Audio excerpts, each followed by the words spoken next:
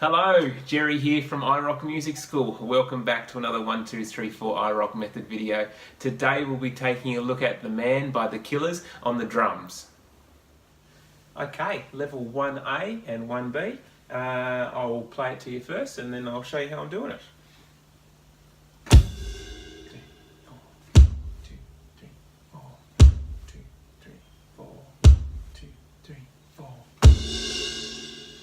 So in the resource you notice that I haven't actually said anything about the cymbal, but in the video you can see me playing the cymbal. 1A is all about helping the drummer that we're trying to help to actually be able to find out where beat 1 is.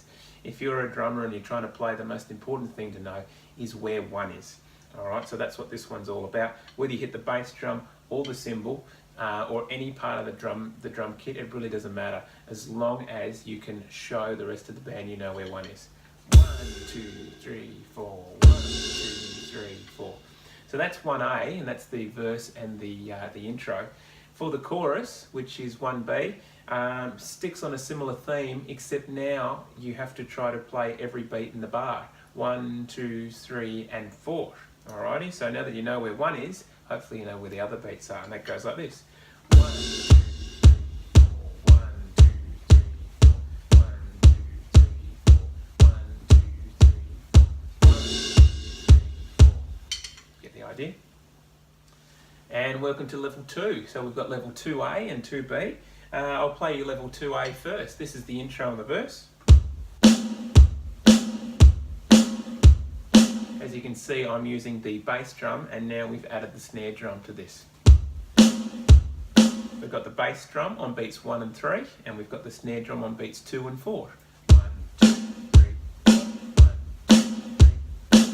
So that's level 2A. Now level 2B is almost exactly the same, except we add the hi-hat. So this is for the chorus, and the hi-hat is played at the same time as the snare. So that is on beats 2 and beat 4. And it looks like this.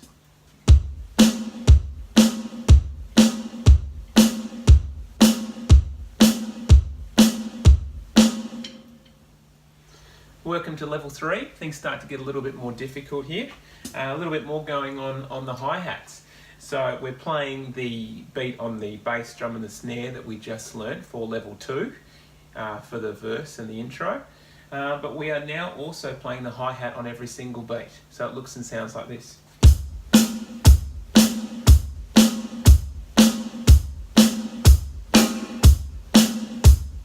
So what I'm doing there is I'm hitting the hi-hat and the bass drum on beat 1 together. Then I'm hitting the hi-hat and the snare drum together on beat 2. Then I'm hitting the hi-hat and the bass drum together on beat 3. And then I'm hitting the hi-hat and the bass drum together on beat 4. And you get this.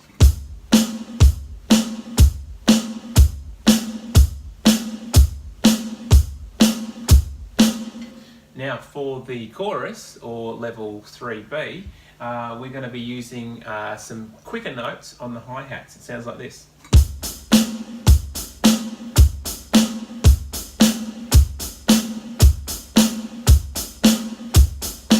So what I'm doing there is virtually exactly the same as 3A, except I've got a few extra hi-hats in there. So on beat 1, you still hit the bass drum and the hi-hat together, and then I hit the hi-hat by itself.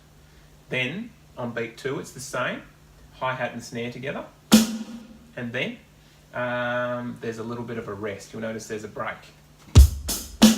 See where I lifted my shoulders? That's where there's a little bit of a rest, a bit of a break.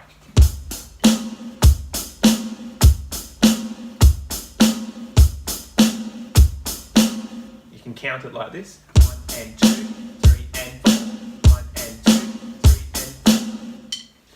And welcome to level 4. We're going to pick up straight from where we left off there on level 3, and I was playing this if you remember. All we're going to do is that little gap that I just spoke about before, we're going to fill that with another hi-hat. So we'll get this. And this is the standard rock beat. This is the drum beat that all drummers really aspire to. And if you can get to this level, you're really well and truly on your way. You count it like this: 1 and 2 and 3 and 4 and 1 and 2 and 3 and 4. You can isolate parts of this and just play them by themselves. You could just play the hi-hat and the bass drum. You could play the hi-hat and the snare drum. You could just play the bass drum and the snare drum, taking you back to what you were doing at level 2. And then the standard rock beat. Sometimes when I explain this drum beat to my students, I explain it like this. Hi-hat and bass together, hi-hat by itself, hi-hat and snare together, hi-hat by itself, hi-hat and bass, hi-hat, hi-hat and snare, hi-hat. And you'll notice that there's a hi-hat between everything, as well as with everything.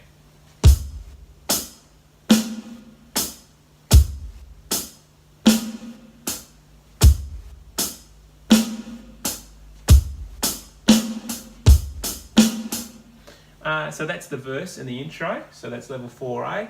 And level 4B is exactly the same, and it shouldn't be too much harder, except it does require your brain to think a little bit differently about what you've been doing on the hi-hat.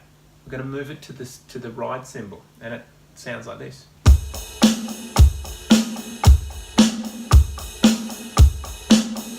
The reason why drummers use a ride cymbal is it's a great way to open up the sound of what you're actually doing. So great for choruses. When you want dynamically, you want the chorus to be a bit louder and have a bit more guts to it.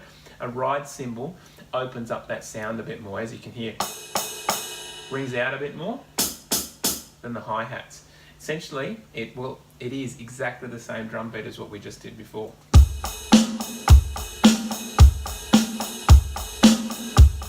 I'll go back and forward just to show you that it is exactly the same. You notice my foot and my bass drum and my snare are not changing, and my arm is doing this action. Whether it's here or here, it's doing the same thing.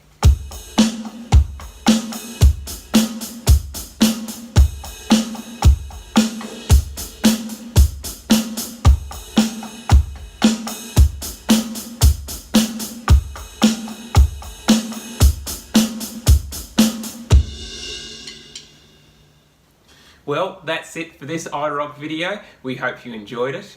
Don't forget to subscribe to our YouTube channel, like us on Facebook, and for more information go to www.irockmusicschool.com.au. See you next time.